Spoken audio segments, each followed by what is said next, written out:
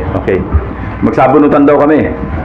Yan ang reaction ni Senator Amy Marcos sa issue ng di umano ay pork barrel sa 2026 GAA, allocables and her baseless insults and untruthful criticisms against the Senate Blue Ribbon Committee, which I chair. Either Senator Amy thought na piluka yung buhok ko or she was insinuating na bakla ako. Kaya siya nagamon ng sabunutan.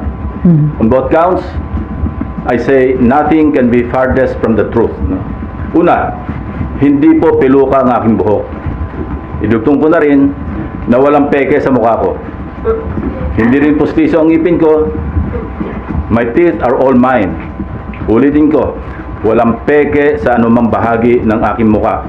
Pangalawa, lalong hindi ako bakla. At yung iniisip ni Senator Amy na bakla ako, wala siyang maaaring makita na macho dito sa mundo. Pangalawa, or anyway, please don't get me wrong, I have nothing against homosexuals. It is their choice and I respect them for that. But as far as I'm concerned, kahit hindi ako kagwapuhan, para sa akin, masarap pa rin na maging tunay na lalaki. At tulad ni Tito Soto at Kiringo Hunasan, macho din po ako. Lalaking lalaki. Period. End of discussion. On Monday, January 19, we will resume the Blue Ribbon Committee hearings to further clarify some issues surrounding the flood control anomalies. Hence, we would like to know more about the so-called Cabral files. Not necessarily from Congressman Leandro Leviste, although he is most welcome to attend and participate in the hearing. In fact, we're also sending an invitation to the Speaker of the House of Representatives. Ngayon, kung meron si Senator Amy na ebidensya mapapakita, most welcome siya mag-attend. Huwag niyang kaming siraan na pinagbabawalan na implicate si former Speaker Romualdez. Kaya sa Lunes, kung meron siya pinanghawakan, pumunta siya, kung gusto niya, bibigyan ko siya ng isang oras para ilahad-lahat yung kanyang ebidensya kung meron. So sir, may nag-volunteer sa inyo para ibigay yung info tungkol doon sa biniling property ng... Yeah, actually meron.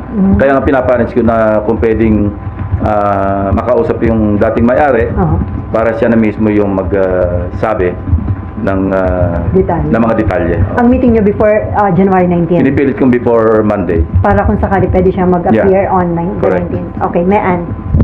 Sir, yung maling grade coordinates ni Sec Bunoan, so technically niloko niya si Pangulo? Hindi technically, niloko niya si Pangulo.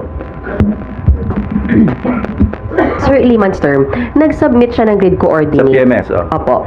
Ibig bang sabihin, sir, kung yun yung sinunod, merong project na makikita doon? Hindi. Pag mali-maling grade coordinates, siyempre, walang project doon sa grade coordinates. Mali eh. So pag inspection nitong DepDer ng AFP, ng PNP, wala makitang project, i-report nilang ghost yun.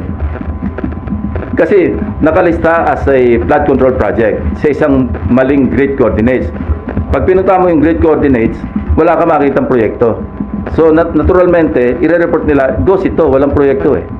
Lalong napahamak Bloated. yung DPWH, sir, kasi mali yung grid coordinates. Hindi, pero nire-rectify na nila ngayon eh. Nagsasagawa sila ng panibagong inspeksyon doon sa mga tamang grid coordinates. Ang nag-implication lang is yung 421, kaya nung nag-extrapolate ako, di ba? Kasi kung 30,000 lahat, sa 8,000 pa lamang mayroon ng 421, that's something like 2.5% na ghost. So pagkalaki-laki sa yung sinabi ko na possible na ghost control, flood control projects.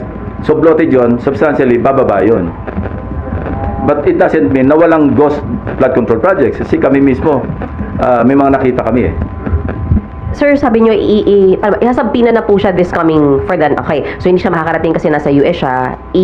Iko-contempt nyo, iwawarrant. What happens next? May huhuli ba sa kanya? May legislative warrant siya na pwede siyang hulihin. So, we will make arrangements with the US Embassy. The Ambassador Babe Romualdez, na kung pwede makipagtulungan, makipag-coordinate sa US authorities para maibalik siya rito. Technically, maaaresto siya sa US para maharap siya dito. Una-una, siyempre, mag-expire yung visa niya, yung stay niya. He cannot stay there forever. Kasi normally, di ba, binibigay na yung longest na stay sa Amerika is 6 months. No? Kaya kung lalampas siya doon, magiging ano na siya, parang unauthorized na yung stay niya. So, hindi extradition, deportation. ang mangyayari. Okay, before Amor, sir, nabanggit niyo doon sa Cabral files, may 5 cabinet members, di ba? Invited po ba sila sa next hearing? Hindi pa kasi alam niyo may nakiusap si Senate President Soto. Huwag masyadong marami kasi nakatunga nga lang yung iba. Hindi naman natatanong. Let's just focus on the more significant parang issues to be tackled. Anyway, mahaba pa naman. Pwede pang tumawag na susunod pagdinig kung ipapatawag natin yung mga dapat ipatawag.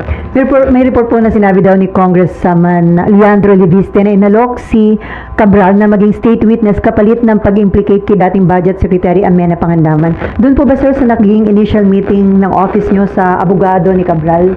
Walang may ganon. mention na ganon? Ang na-mention lang is willing siyang mag-testify, willing siyang mag-cooperate. Kaya lang, noong mga initial information na binibigay, hindi kami nag-agree dahil sa tingin ko kulang-kulang. Kasi ang sinasabi lang doon, kinonfront namin siya tungkol sa sinasabi ni Bernardo na nadala sa kanya ng pera sa bahay niya, hindi ba?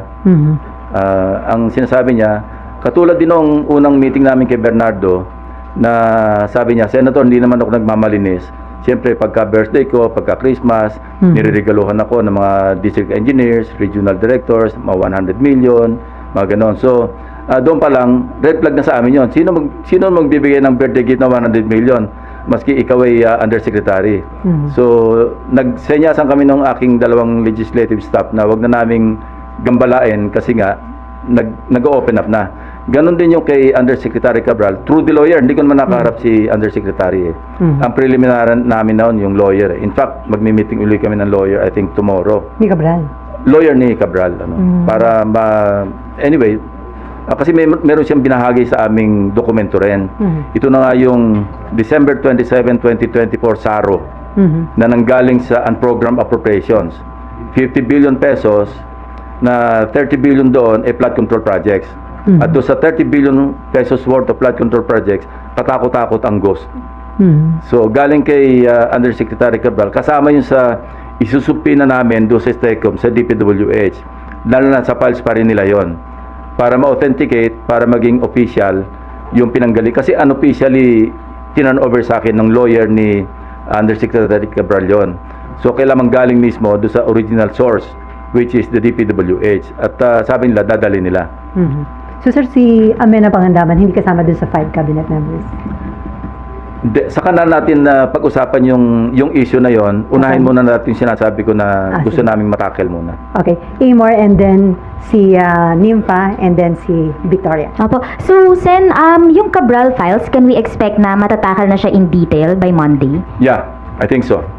Kasi imbitahin din namin si Congressman Leviste. Kung mag-a-attend siya, di mag-compare notes na lang sila ng DPWH. Anyway, naandyan yung DPWH, naandyan siya, andyan sa Blue Ribbon. So, pwede niyang i-compara yung kanyang files with those of the DPWH. So far, sir, may commitment yung DPWH na talagang magre-respond sila positively to the Yes, subpoena. nag-usap na kami. Ni Secretary Vince. At saka pinag-usapan na namin kung ano yung mga dokumento na mapapaloob doon sa aming subpoena doon sa STECOM. Opo, and balikan ko po si former Secretary Bonoan. December 17, I think, sir, dapat yung pagbalik niya sa bansa, Correct. yun yung commitment niya. Sir, do you have information? Ano po bang plano? Bakit siya nagstay doon? Nagtatago na po ba? Or may balak na hindi bumalik ng bansa? Yun ang indication. Kasi ang pangako niya, siguro ang paalam niya, or I believe, I'm not sure, no, na yung visa niya hanggang December 17 lang eh. I'm not sure. Kaya ang sinabi niya, babalik siya ng December 17. January na ngayon. Sir, anong implications for you nung hindi niya pagbalik on time? Hindi ko alam kung ano yung kanyang iniisip. Pero mahirap. Ako lang yung nagtago na hindi nahuli. Mahirap magtago. And balikan ko rin po si former Speaker Romualdez. Sir, kung mapapatunayan na yung connection niya with the Discayas, I think ang nabanggit po ninyo ay ginamit as front yung Discayas sa pagbili ng property. Ano po yung implications naman dun sa kaso ni Romualdez? At the very least, yung direct connection or link niya with the Discayas. Kasi hindi lang ganun. Hindi naman siguro nag-ahente si Discaya. No? Kung siya yung front, siya yung lumalabas na bumili, ganun na lang kalaki ang tiwala. Kung totoo ni former speaker kay Discaya. So hindi ganun kababaw yung kanilang yung kanilang samahan. So, ibig sabihin, sir, kung may ganun silang connection, mas malalim pa yung ibang possible transactions nila. Correct. That is the implication. I'm not saying na kasi stone na talagang involved na talaga si former speaker. At least we have something to start with, di ba? And sir, yun pong pagbili ng bahay, kinonfirm po yun nung may-ari, nung dating may-ari, na si former True. speaker at Diskaya yung bumili. Through third parties. Yeah. Nagkukwento niya nga yan eh. Kasi ang isa sa mga kwento, nung mapanood ng mga maid, sina Diskaya rito, ma'am, yan yung bumili ng bahay mo ah. Ganon. Yun yung konting detalye, no? But these are, of course, hindi galing sa, so to speak, yung horse's mouth. Kaya gusto natin, maimbitan mismo yung former owner na siya na mismo magsabi na ang kausap niya, mga Diskaya. But hindi lang isang source ito, maraming sources ito. I've spoken to at least 3 sources na pare-pareho yung sinasabi. Pero di pa sure na darating may-ari, sir, di ba? Hindi pa nagkakausap, pero may mga indication na gusto mag-testify. Pero sir, wala kayong hawak mga dokumento Wala. ng bentahan, Wala. ng proper, wala pa. Okay, meron ka pa? Okay, Ninfa. Thank you. Sir, pa-clarify lang, tama po ba yung sinabi niyo kanina na si Bernardo is seeking custody kay... Hindi. It's the other way around. Okay. Si General Torre po. Nagulat siya noong meron nag-offer sa kanya na magbigay ng sanctuary. Kasi wala naman sa custody ng Senate si Bernardo. No? I think this happened before his third appearance. No? Nung he was about to appear for the third time yata, ewan ko kung nakailan na siya. Nung nagkausap kami, kinuwento niya sa amin yan na sinabi sa kanya na pwedeng mag-seek ng sanctuary kung gusto niya. Pero pag labas niya doon sa pinanggalingan niya, nakita niya si General Torre. Umatras siya, sabi niya, doon na lang ako kay Senator Lacson. Although he was not under my direct custody at that time. So nakita niya mismo at hindi siya pumayag na magpa-custody kay General Torre. Hindi ko alam, it was a big and still a big wonder sa akin, bakit napasok sa picture o sa scene, sa eksena, si General Torre. Sir, papatawag niyo po si General Torre? Hindi pa. Gusto mo natin marinig kay Yusek Bernardo. Although nasabi niya na sa akin yan, hindi niya palang na-testify. Pero nasabi na, hindi lang sa akin, kundi sa harap mismo ng aking mga kasamang abogado. At meron din siyang kasama nung naikwento niya. Nagulat nga rin ako. Hindi na, that time, hindi na. Hindi pa rin siya MMDA. Kaya nga sir, anong authority niya para... Hindi ko alam. Pero sir, nakausap niyo kayo or na-communicate kay General Dinolunteer Torre? ni Yusek Bernardo sa amin yung information. Okay. Nawaglit lang sa isip ko na i-pursue yung angulo na yon. Kasi ang dami nating inaasikaso pa mga issue at that time. Now, it just occurred to me, kasi naulit-uli yung usapan na yon doon sa aming meeting last Monday. Hindi ko na sabihin kung sino mga kausap. One of them, si Secretary Vince Dizon.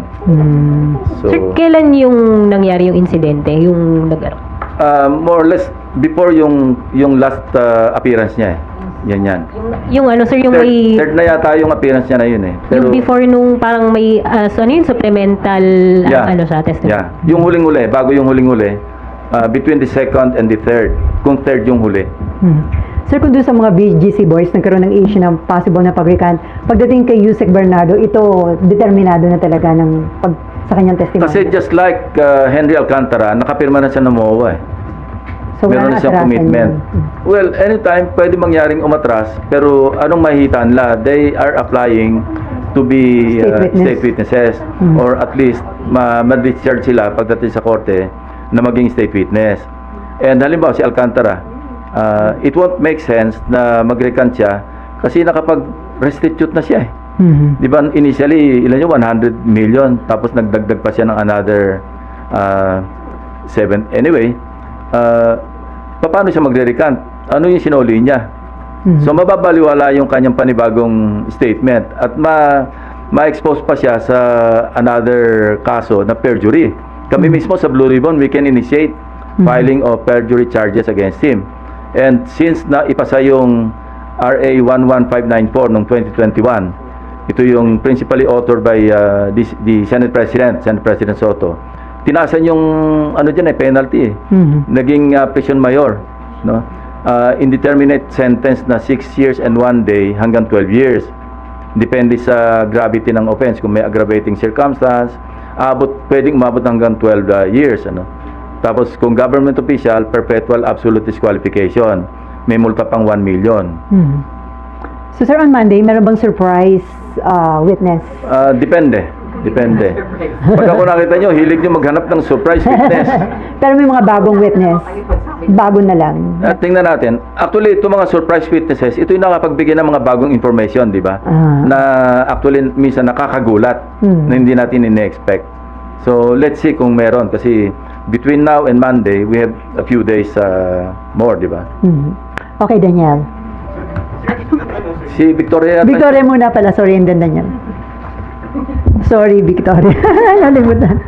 Sir, sorry, babalikan ko lang yung tanong ni Mayan. Yung sabi niyo po na nagbigay ng maling coordinates si Secretary Bonoan, tapos ang lumabas mga parang ghost projects. Pero yun nga, hindi ba makakasama lang din lalo sa DPWH yun? Kasi nadagdagan yung ghost projects. So ano yung gusto niyong i-cover up?